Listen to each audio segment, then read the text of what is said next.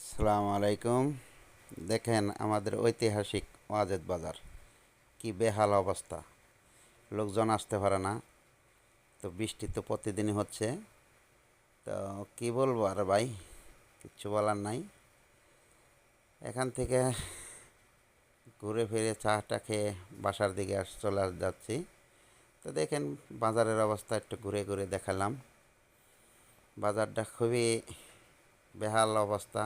পাকা নাই, কাঁচা রাস্তা, টাফি চলে, গাড়ি চলে, অটো চলে, রাস্তা সব সম্পূর্ণ খারাপ করে দিয়েছে।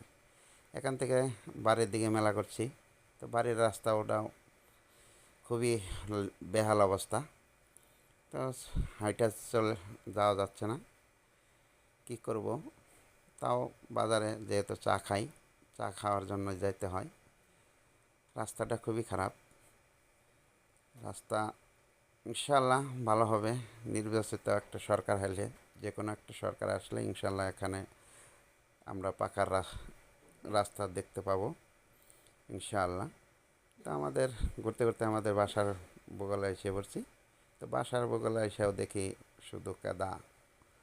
দেখেন এখানে তিনটা মোড় আছে, একটা কালিদাসমুহি, একটা নলোয়ার দিকে, এক আর একটা কালমাগার দিকে। তো রাস্তা এই অবস্থা, যাওয়া যায় না, খুব বেহাল অবস্থা, যাওয়ার কোনো রাস্তা নাই। এই অবস্থা, তিনটা রাস্তায় চলার কোনো গোছ নেই। দেখছেন।